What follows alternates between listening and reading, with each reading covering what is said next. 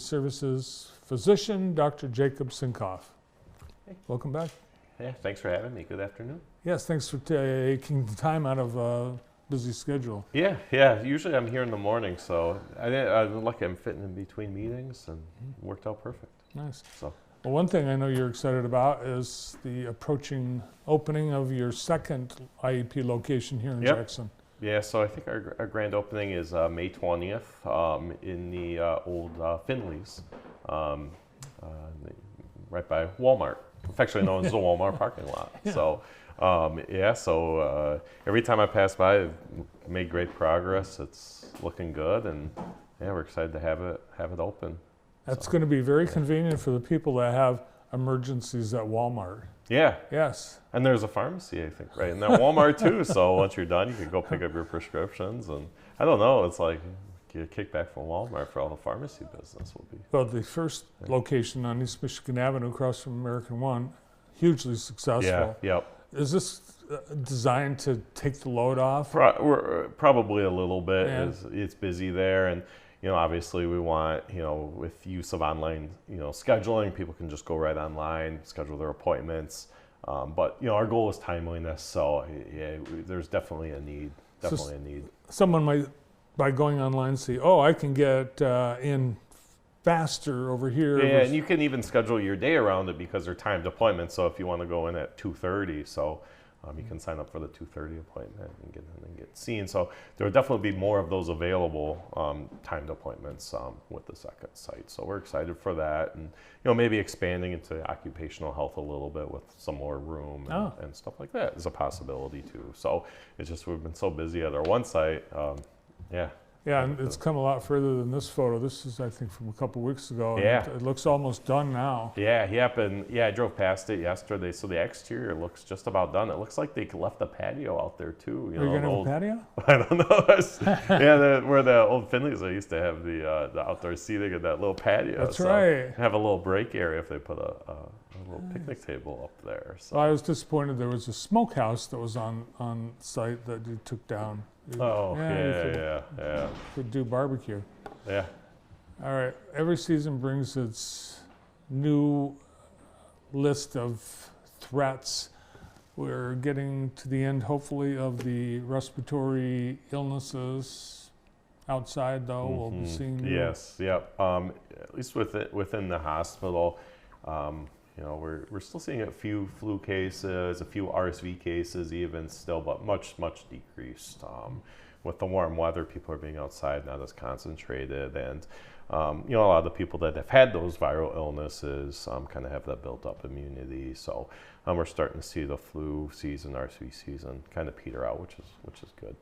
Yeah, Dr. Donna O'Neill was on the morning show today, and she said we've had 6 COVID deaths in Jackson County, so it's still COVID's still here, still going around, and I'm sure it'll be the same thing again next winter season. So. Well, with warmer weather, we'll be outside, and there are some things to be cautious of.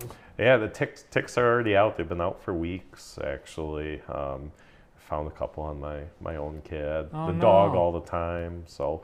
The importance of, kind of what we do is, I say we, but I mean my wife, does, a nightly tick check on the kids and the dog too. Obviously the feared thing with the tick bites, Lyme disease, caused by a bacteria that the certain ticks carry, deer ticks specifically. And kind of one of the good things, I guess, by doing,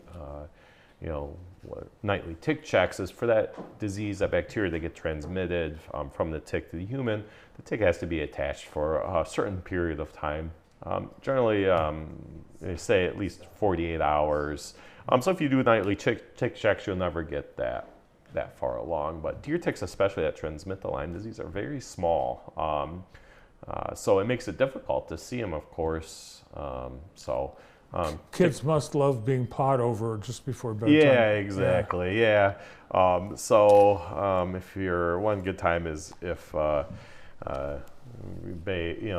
do showers, and I know probably not everyone, especially kids don't shower or bathe every night. But when the hair's getting done before bed, if you put it up when you're combing, taking a look. And a lot of times hairlines are an important site where ticks get, armpits and things like that too. So they hide. They do a good job of hiding. And even if the tick is attached, if it's not engorged, meaning swollen up, and the chance of transmission is very low. And then the ticks hopefully can be pretty easily removed.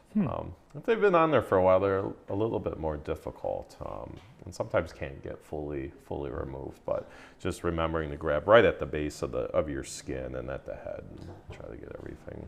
Is there anything that we can do at our house, how we take care of our yard, or anything that would minimize having ticks? Not really. No.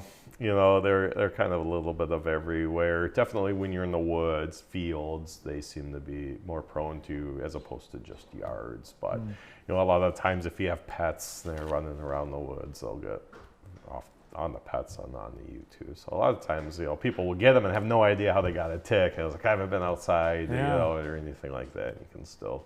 You can't feel them sometimes. Oh yeah, a lot of times they're so small, and most people won't feel them, but you can't really feel them bite you or get attached to you.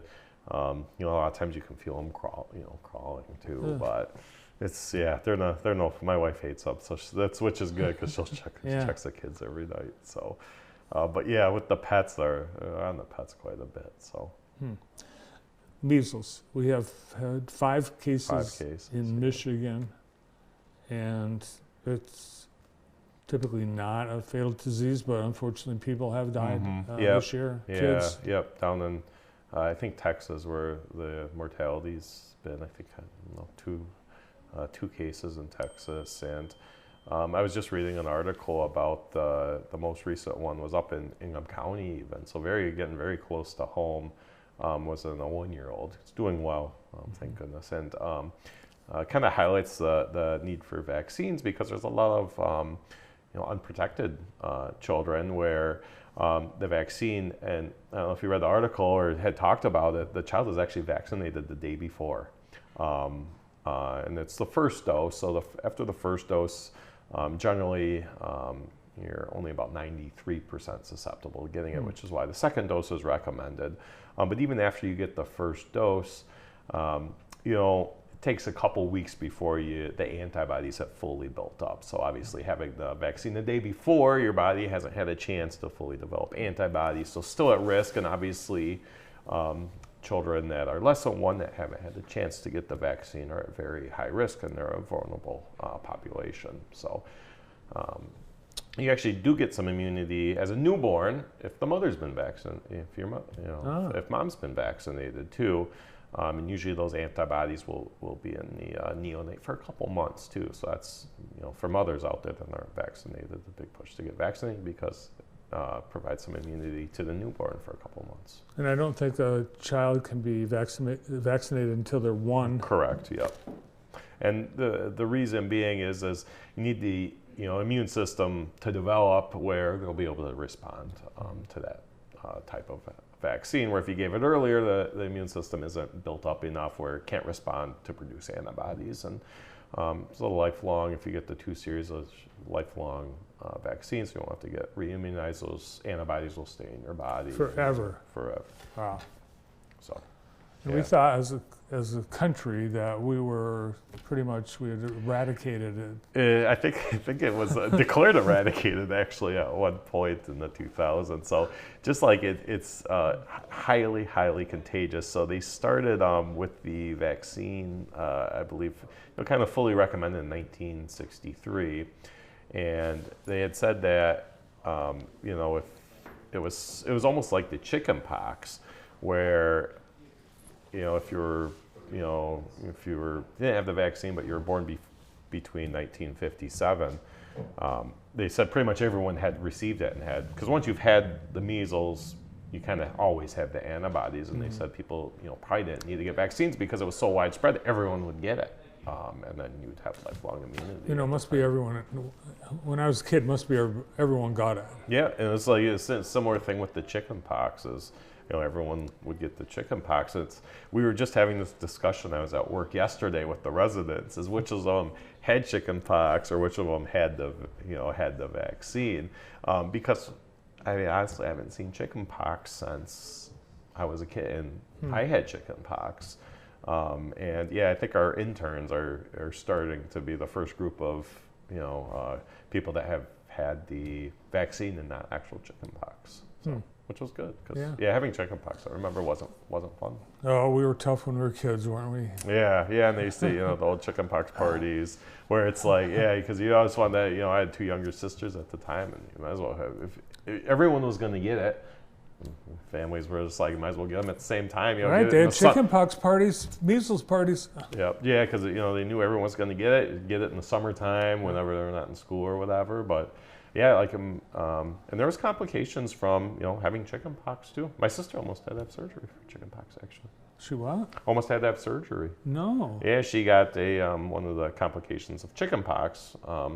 Is obviously with the blisters, you get open skin. She got a bacterial infection because of that. Wow. She was about to go to the operating room to get it drained, and in the elevator up to the OR, it opened.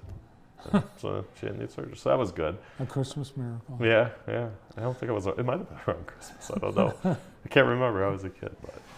It's Easter, and you drew the short straw. You're going to be working. Yeah, I have it's called a IEP weekend. So Friday, Saturday, Sunday, Monday, I'll be working. So it'll be good. Hopefully the weather's nice for everyone, and we'll see. I know there's a lot of, my wife already has the plan, all the Easter eggs, every day, and there's a lot of good resources in the community to get out and do some Easter egg hunts. So.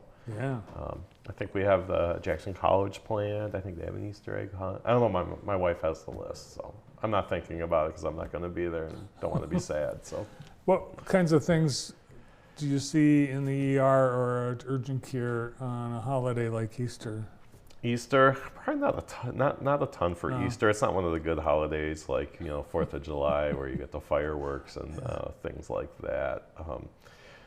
Not like, or Thanksgiving too, with the more gluttonous holidays, with overeating and things like that. Overeating. So hopefully not a ton on over the Easter weekend. I don't know if I don't know how many people have actual bunnies, but it's been a while since I've seen a bunny bite in the ER. But I have. I've seen rabbit bites. I've seen rabbit bites. Huh. So we'll see. Yeah, we should talk about animal bites. My daughter wants to come on and talk about snakes. Oh, okay. I've seen one snake bite in the ER in 12 years. So. Was it one of the bad ones? No, it was not. So there was concern it was. It was actually got sent in from, this was years ago, one of the different urgent cares, and actually had the snake with them. So that made for easy identification. Well, that's what people always say, should you bring the bat? Yeah. They could actually, if you have the bat, they can actually test it. I would bring a live. Please don't bring a live bat. But I think if you call the health department, they'll do rabies testing on bats and stuff like that. And for snakes, if you could take a picture of it and not get close to it, that would be good for Okay, get a picture of it. But yeah, there was one venomous snake in Michigan. So we do in Michigan. We have the Masaga. Yep, the Masago rattlesnake. So that's a single venomous snake in Michigan. That's I should say native to Michigan. I know people have pets, of course. So one venomous snake, and luckily it's a very reclusive snake. So chance of bite is low, but I have not seen that yet. Good. So. Well, we don't want snake bites. No snake bites. Well, I think we're at the end of our time. Are we at the end of our time, Brenda? Yeah, you're not hearing me? Okay, wrap it up. It's like we heard. Well, thanks for coming in. Yeah, thanks for having me again. Dr. Jacob Sinkoff from Henry Ford and IEP. And next up,